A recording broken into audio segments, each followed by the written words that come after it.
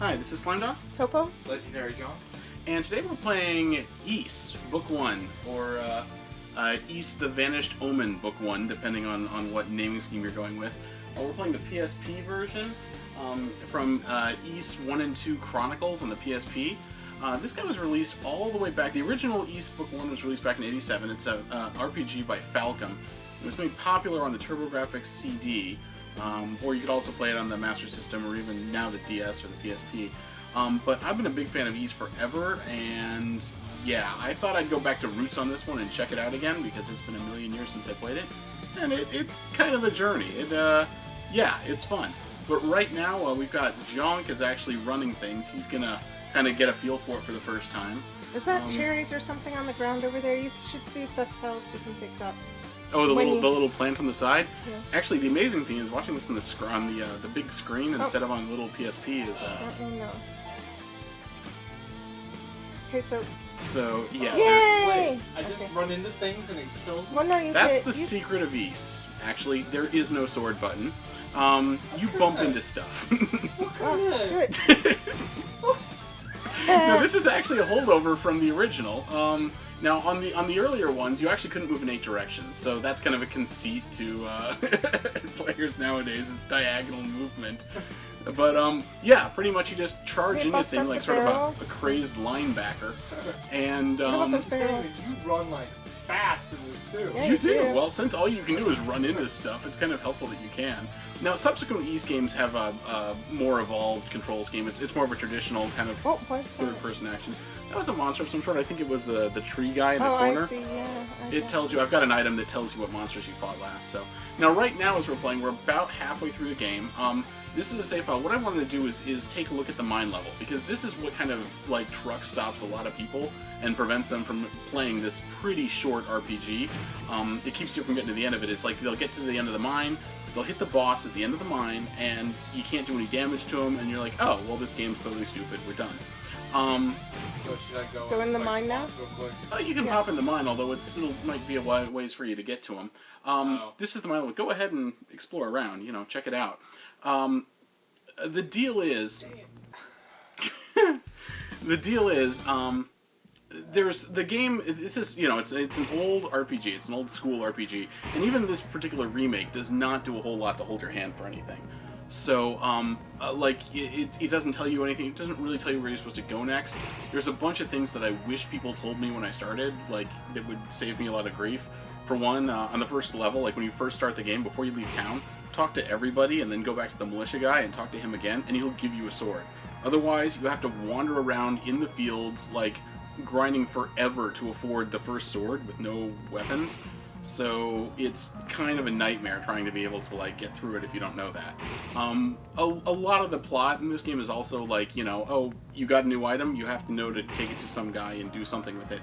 But no one really tells you. They might have the kind of vague hints, but it's definitely not like the current generation where there's plot markers on a map and you just go there and do that and you're done.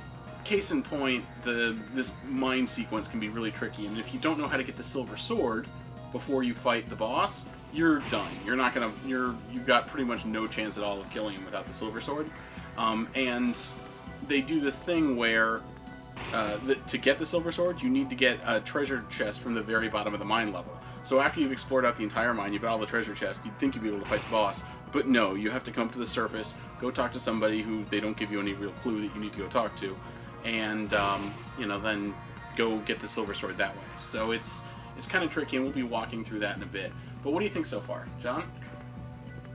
It's interesting. I'm completely lost. I keep thinking, oh, go through that wall. No, wait. Go through over... Oh. What is this? This is the inventory screen. These are your items. Some of them are, use them once, and then you have to go buy them again from the shop. Others, a lot of them are just sort of keys that get you through certain points in the game. So, yeah, all the keys up there, they just open up various doors and chests. At the top is the actual Books of Whys. You get those from bosses, and they play a pretty big part in the plot.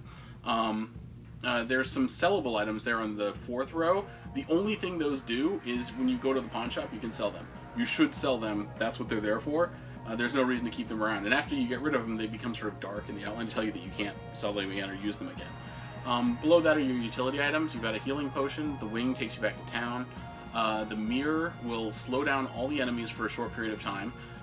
And the mask is, there's certain secret passages in the game that you can only see with the mask on.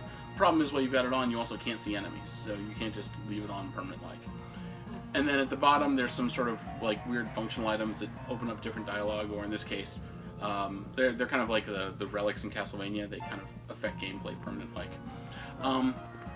There's more items than were in the original, but not by much. And a lot of the kind of retro nostalgic issues with the original are still present. So it helps if you played the original, you kind of know where to go more.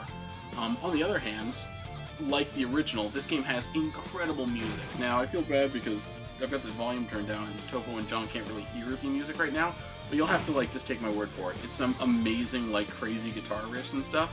I can't get enough of it, and that's why I really recommend you get the PSP version if you want to check this out, because the one when Xseed released it, they released it with the soundtrack. So if ever there were a game to get the soundtrack for, this would be it. The original East 1 and 2 on the TurboGrafx for years was known as the best soundtrack in video games among the 5 people who played it. So what's the goal now? We have to go back to town? Okay. If you want to... Here, I'll take it from here. So basically, let's say, for instance, you... okay, so you're just in the mine. The weird vampire bat guy just cleaned your clock, and you're like, okay, what do I do now? Well, step 1, leave the mine, okay? And we're going to go to the town with the old people in it. Zelek or Velek, I think? And again, it's everything... This game is actually really small for an RPG. There's 3 towns... kind of 3 towns, 2.5 towns. There's 3 dungeons total, and that's it. And the entire overworld is just a few screens wide. So right now we're heading to the second town. Oh, that must have been pretty big for TurboGrafx. Yeah, well, for Master System or whatever, and probably you're looking at maybe 10 hours total if you're going to play through it. So it's not like a 40-hour RPG. It's a pretty quick little jaunt. It's not like It's actually kind of cool. Yeah, you don't have to commit a million hours. I'm not even going the right way at this point. Actually, as long as I'm down there. This is really what you're hunting for. Is the town you need to talk to the girl, the kidnapped girl. But this is really what you're hunting for. When you're in the mine, you're going to get this item called the Speed of Rhoda, which I believe I ate. This guy here, the Rhoda tree seed, okay? They don't really tell you what it does, but some people talk about hearing voices in the field, and some people talk about have mentioned talking to trees. You eat the seed, okay? And then you can talk to these big trees. There's 2 giant trees, the Rhoda trees. Some of the villagers talk about them, but they don't say anything like, oh, the trees give you awesome swords. This is what you need to do, or whatever? Yeah, exactly. You kind of have to guess at that, I guess. If you pop over here, you get the cutscene. You get the cutscene whether you eat the sword or eat the seed or not. But if you've eaten the seed, the tree will give you the sword, the silver sword. And it's this particular tree. It's the one on the east. The one to the west will say something else to you, but it doesn't give you anything. I love the cutscenes. The cutscene edition is kind of unique to this one. At least the Master System one didn't have nearly as flashy cutscenes as the PSP version has, so it gives it a little flavor. Now, do you already have the sword? I do, yeah. It's the one you're looking for is literally the silver sword. It's the 4th sword in the inventory. You can buy the first 3 in town. It is right here. And that's why they didn't give it to me right now, but that's the sword you're looking for. I think you should have the other silver items by now too. So you'll want to go in when you're fighting this mine boss. You need to be max level. We're only halfway through the game, and you should be max level. Okay. 10 is max level. 10 is max level. Yes, you are correct. They didn't make them super long back then, or at least this particular game is of a relatively limited scope. And I think part of the issue is, they were kind of crafting they were creating RPGs sort of for the first time. So the story elements are there, but they're just condensed. And there's not a whole lot of filler, there's not a whole lot of grinding. You can grind to get up to level 10, but you're probably going to get to level 10 through just sort of natural gameplay as you play through. About the time you get to this mine boss, you should be level 10. If you're a little bit less, all you have to do is just spend some time in the mines killing guys, and you'll be able to knock it out in just literally a few minutes. It doesn't take any time at all to grind if you want to do that. And the game expects you to have... Yeah, I'm sorry. Go ahead. The game really expects you to have level 10 by now. Like, if you don't, it's going to make your life a whole lot more miserable. You were trying to get back to town. Oh, yeah. Can't you do the wings thing to go to town? Okay, let's do that. And this also is my other question. You don't have to go outside to use your wing? No, you don't. That's yeah. You equip it, you can do them wherever, but you have to, if you want to buy it, if you want to use it again, you have to buy another one from the pawn shop. Oh, sorry. I didn't mean for you to use up your wing. That's okay. Another fun quirk about this game is because you cap out halfway through the game, money becomes meaningless at roughly that time, and there's really no reason not to have, there's the only thing you can really spend money on is the mirror, the potion, and the wings over and over again. So, yeah. Now the town's kind of fun. It's got houses and people and whatever. This is sort of the main town. This isn't the town with the old folks. Oh. But this is where you've got a bar, you've got weapon shops down below. You should talk to everybody. And again, like in the beginning, like kind of the first time I played this was like a big deal. It's like, wow. Like, the town felt like a lot more inhabited. When you compare this to, like, Dragon Quest I, for instance, it was a much bigger town, and, like, the houses were sort of closer to the right size, and, people changed their dialogue as you progressed through the game, depending on what the events were. It was pretty major for the time. Like, I mean... That's funny. Yeah. Was the bar actually called a bar, or was it called, like, a cafe? They served milk. Ah, see, here's the deal. This was originally on TurboGrafx and Master System, right? Not Nintendo. So they didn't, TurboGrafx kind of had, yeah, you got it. They didn't have the strict censorship things. Many TurboGrafx games actually had, like, naked people. I mean, not graphically naked people, but naked people. Or, drinking references, a lot of crosses that usually got censored out of NES games. Yeah, TurboGrafx is known for this game called Splatterhouse, which at the time was sort of like the Mortal Kombat of violent video games. Here's the town, Zepik Village is the town with the old people. Yeah, and this is one. And see, this is it for the towns. There's pretty much, well, there's 3 towns in the game, and you've seen 2 of them now. That's how close together the whole game is. I mean, it's all sort of this one little area. Do you need to get more wings? No, I'm good. But what do you have to do here to upgrade your sword or whatever? What you're going to do is pop into this house here, and there's a cutscene. After you've rescued the girl in the shrine, you'll come up here at... Wait, not the mayor. This one. The girl that you rescue in the shrine, that's the first dungeon, is going to be in... one of these houses here. We'll find her. Actually, she might be there, but I think I may have progressed it past this point. Is she over here? Nope, this guy. There's 2 guys you need to talk to. One is you come to the end of the pier here, and the girl, after you've talked to her some, the girl might be here. So you need to find the girl and talk to her a few times. And what you have to do is you talk to her the first time when she's in the house, and... I think it is the mayor. I don't know. Anyway, the blue-haired girl that you rescue in the shrine, you talk to her in the house first. Like you said, maybe this one, here we go. Oh, okay. And you talk to her first, talk to her until she doesn't tell you anything new, and then you need to leave town, walk out of town, walk back in, and you find her on the pier, and then you talk to her again at the pier, and she gives you a different message. Now that is necessary to progress kind of the main story a little bit, and get some of the items that you need to get the books. Although, let's see, you must walk out of town here. By the way, this is where you go if you want to get to the first dungeon. The first dungeon you come to in the game after you leave town is the mine. Do not go to the mine first. You will die. You need to go all the way up to the north and find the shrine, which is actually the first dungeon. And the monsters in the shrine are a lot easier to handle. Like, they're scaled towards, earlier level characters. As long as you have like a sword and a shield and armor, you should be able to handle the shrine okay. And after you finish the shrine, you'll probably be skilled for the mine. I think I've already gotten it, which is why they're not there. But basically, yeah, it's you'll talk to her in the house first, and then the dock, and then that's progressed like the story to where you want it to be. And then you go to the tree with your Rhoda seed, and you get your silver sword, and that's what you need to beat the boss in the mine. Oh, goodness. Okay, and none of this they really tell you. I mean, you can read the dialogue, and they might make references, but for the most part, you just sort of have to randomly trial and error your way through the dialogue, or else you're stuck.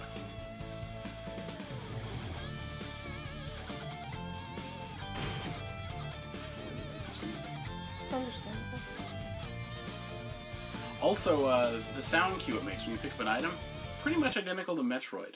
I'm not sure if that's an accident or not, but there you go. Do you know your way through the mines now? Yeah, on the first level, you're gonna make your way through in sort of a Z fashion. So you're gonna kind of head to the west a little bit, then you're gonna head as south as you can go, kind of veering to the east, and you should come to a little door that crosses over a chasm right here. Wow. Pro tip: this little door to the chasm, you can actually hold still and heal in this room. It's like it's the outside. You can heal on the outside, but if you're in a dungeon level like the rest of the mine, you can't heal. So you can hang out here and rest if you need a break. There's another crossover in the second level, but I don't think we need to take it to do what we need to do. Now we're in level 2.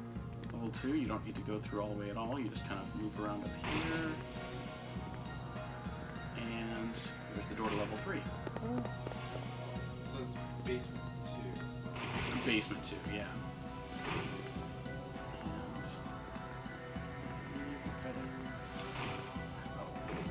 This one's more like a C. You're kind of going to loop around the top, and all the way, it's like a big loop that kind of loops all the way around the top, and then sort of in a counterclockwise direction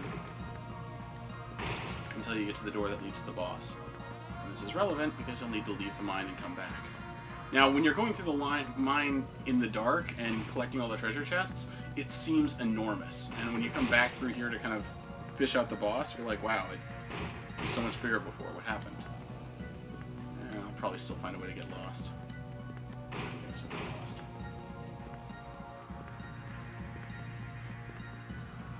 It's hard to talk and drive. Yeah, that and the incredibly tiny little torch area that you can see through visually doesn't make things easier, so. It's gotta be this way.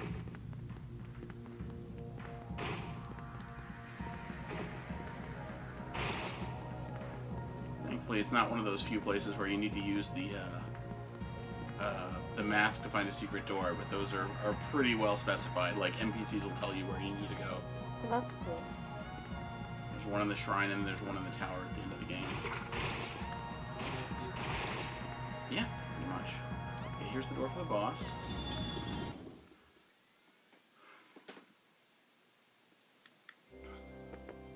Okay, now I've got a heal ring that I think I can hold still and heal here, so I'm gonna rest up. Also, another fun tip: you can get these cool rings in the game that do things like double your attack, your power, double your defense, let you heal wherever.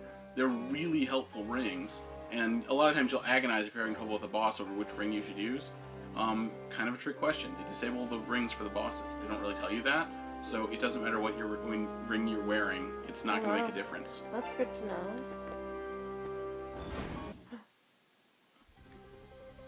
Did that trigger the boss? It did indeed. Here's this guy. He's a big jerk. Now, all he really does is turn into a swarm of bats and fly around and try to kill you. The reason it's an issue is you don't really know when he's got every now and then he'll kind of coalesce and you've got like a half second to dash in and hit him. Like I missed. But if you hit those little bats, then... That's it? Well, yeah, you take pretty huge damage for the bats. He's really dangerous when, after he coalesces, he kind of spreads apart again, because the bats will distribute all over the place.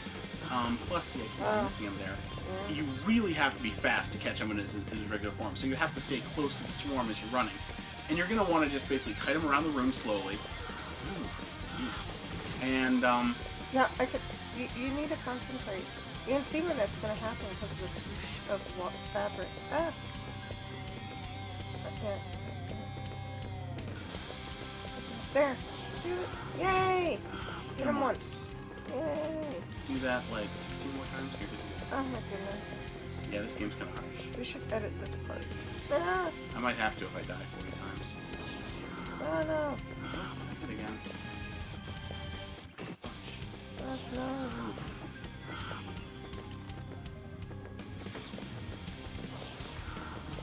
Get up, no?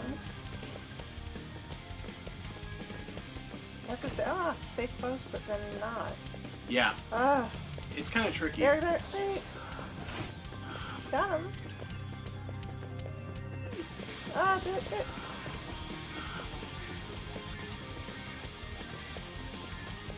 Oh no! Oh, my goodness. I swear, sometimes he fakes you out. It looks like they're coming together. Looked like and they were don't. going to, but no. Look for that swap of fabric, I'd say. Yeah. Are you joking about the 60?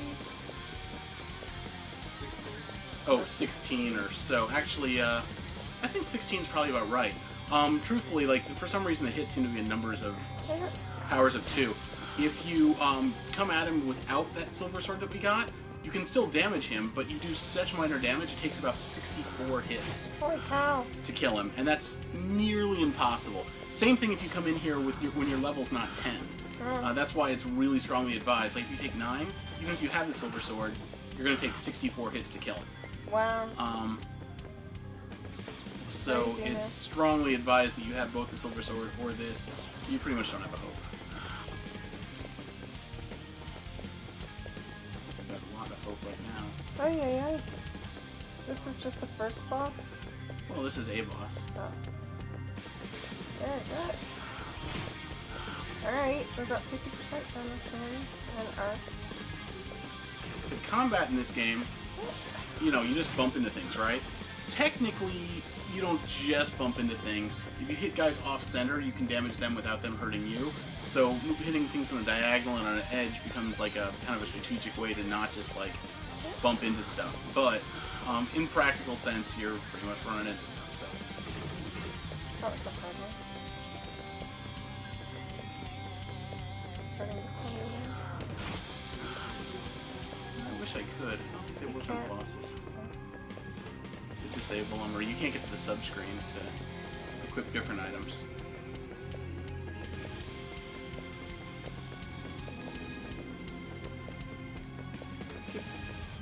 There. Really? Oh How my did that gosh. not work? How? Oh, this game is trolling me. There. Oh, dang it. Oh, it's hardcore. Drama. Oh, Last boss is even worse. But other than that, actually, this guy is probably the second hardest boss in the game. but made much easier by the two things of level 10 silver sword. You got it. Okay. That's your shopping list. Oh no, Yeah, it's just a matter of getting the pattern down. it's the timing. Yeah. And the timing. So close. One more time, you should do it. Two. If you can make it count. Oh no. Yeah. Ah, those bats. Oh my goodness gracious. They're really annoying. Oh no. Oh my goodness gracious.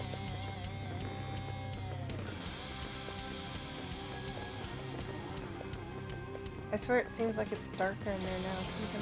Oh, really? Come on. See, you've got such a tiny window. Yeah. It's just rough. It's like, come on, I'm gonna form. Nope, just kidding. Here. Oh, no. Here. Wait. Okay, one more. Maybe. Oh no! Ah! Oh my gosh. Oh. Like 5 damage. Yeah, but you can hit by multiples pretty easily. Oh. Right? There! Hey! Boom. Oh my goodness gracious, that was harsh. Wow, that was a pretty awesome boss death. Wasn't it? Like, actually, this one does have a lot of really nice animations like that. And then you can just pop in here and grab the chest, and you get another Book of Wise. And then once you've got these 4, now you're ready to pop in. And you've talked to the girl like you did in the town. At that point, you're ready to head into the tower and do your last dungeon. The last dungeon is really large compared to the rest of the game. It's maybe half of the whole game is the big tower at the end. Wow. Wow. But there you go. There's Ys Book 1. Another way to enjoy it in the story and get into it without having to pick up a PSP or suffer through the kind of admittedly antiquated game mechanics. Ys Origins on the PS4 has the same story, and it's like a reinvention of the story, retelling of it, with the modern Ys mechanics that involve, jumping and shooting, and it's like a third-person kind of top-down sword fighting type game. You do kind of lose this awesomeness, though. You do, honestly. I'm not sure if kind of cool. Yeah, it's retro. It's fun in a retro way. That's the thing. Anyway, I love it. Your mileage may vary. I know this tends to get a lot of rough reviews, and it's not for everybody. But I think it's worth a shot, and it's not very long either. So if you want to play through an RPG and you've only got a few hours... I do like the 10-hour RPG thing. That's kind of pretty cool. Mm-hmm. I could use more of those, truthfully. Yes. We have discussed this. Mm-hmm. So, thoughts, Jonk? What do you think? Seems cool. I'll give it a shot. I was going to say, would you try it? If you give it a shot, do me a favor and do headphones, because this music is to die for. I'm telling you. It's like the best thing ever. Well, we'll all be able to hear the music when we watch the videos later. Oh, there we go. So what do you think, Topo? Well, you know, it looks really fun. Okay. Sounds good. Put me on the spot here. I'm sorry. I enjoyed it. Well, my 2 cents is it's the greatest game of all time. So there you go. I enjoy watching it, obviously. That boss is hardcore. Oh my god. Oddly reminded me of Castlevania for some reason. That's fair. Yeah. Thank you. Mm-hmm. Definitely. Well, thanks for joining us. See you next time.